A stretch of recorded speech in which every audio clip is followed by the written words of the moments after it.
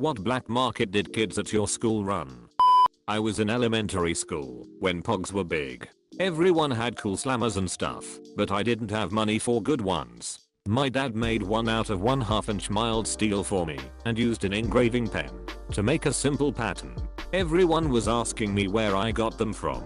I didn't want to lose my unfair edge, but I also knew I could make money. My dad had a big sheet of this 1/2 inch steel. I told them I was the only one who could get them.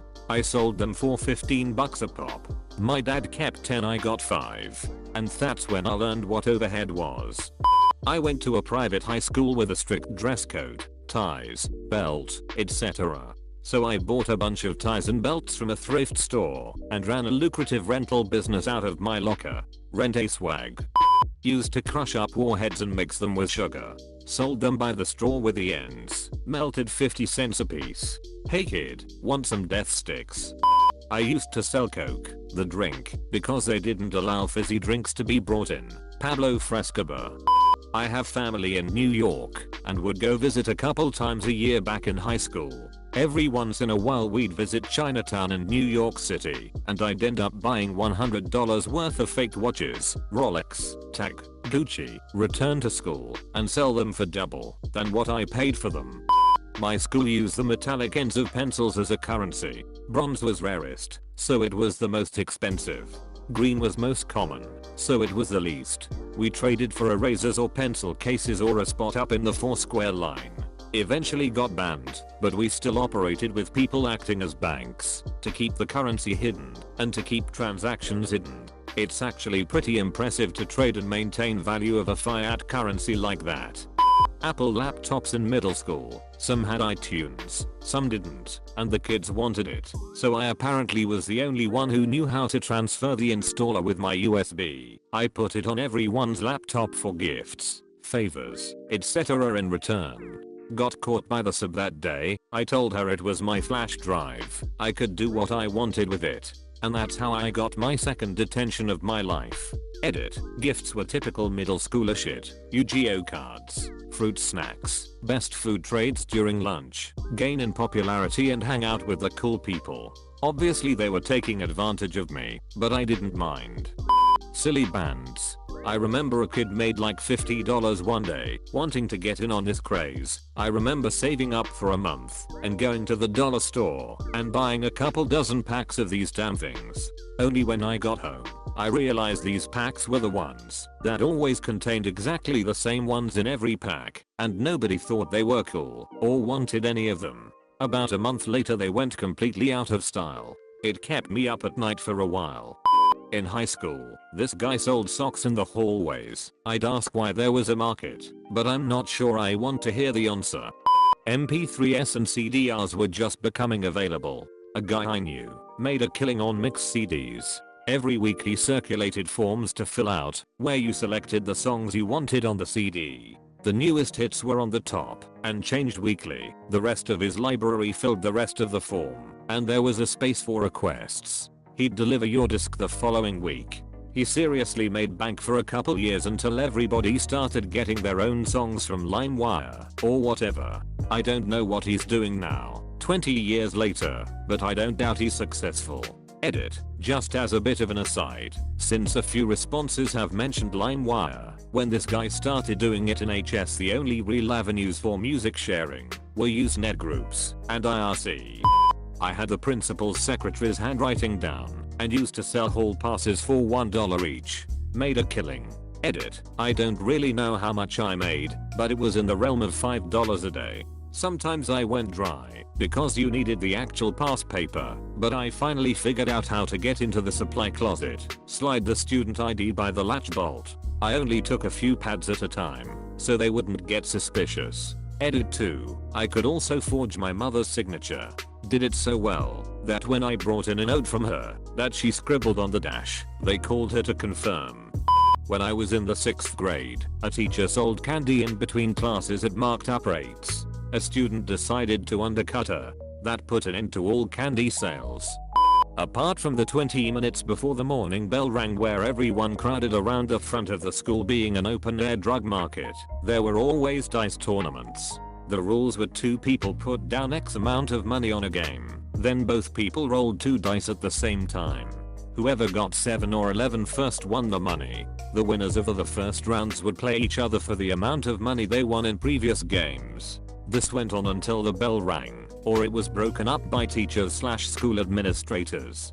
Things often continued in the afternoon after school let out. So many people got detention and suspended for repeat gambling. Looking back, it was hilariously stupid how much money was won and lost on a game of pure luck, and the sheer number of people who got in trouble for it. Yes, I was one of them. 2 years ago I was a sophomore in high school, and freshmen weren't allowed to go off campus but everyone else was. So I'd take orders, go to the local fast food shops, and get the goods. I'd up the price by about $2 and ended up making about $200 a month. Edit. $200 a month folks, not per year. Slap bracelets. Small southern town with just a Walmart and 1 or 2 small clothing stores that carried them. Anyone who went out of town to do clothes shopping or because their parents worked there would come back with bracelets we couldn't get here, so a little black market popped up. This girl Danielle convinced my best friend and I, along with some other people, that she could forever change the taste of saliva in our mouth, so that our saliva would taste like watermelon, cotton candy, bubble gum. She made us wait a couple days so we could really think about what flavor we wanted in our mouth forever. For example, she would tell us, "Are you sure you always want everything you eat to have a hint of watermelon?" Anyways, after a couple days and we picked a flavor, she charged us money. I can't remember how much, but it was probably 50 cents or something.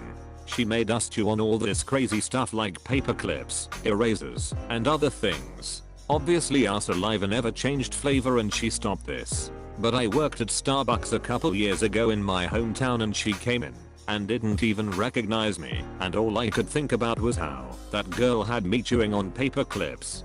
I lived in an area with a lot of retiree age people, a lot of which ended up raising their grandchildren. It really isn't a good area. Being older and from a rural area, they still don't trust online sites like eBay or Amazon.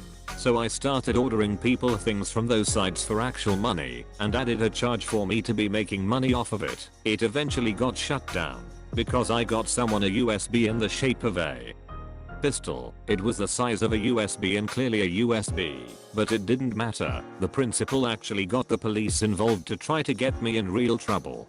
During a drug search at my school, a guy got in trouble simply for having a shirt in his truck with Sex Pistols on it.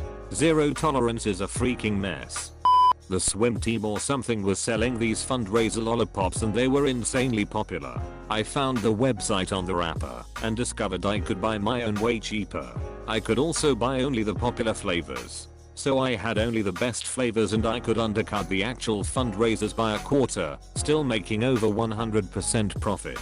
I quickly became a top seller and made bank until the copycats started popping up. Some kids made a habit of stealing chalk when the teachers weren't looking. After a while they started selling it, charging more for longer and fresher sticks. It ended when someone eventually snitched on a buyer, which started a cascade of counter snitching.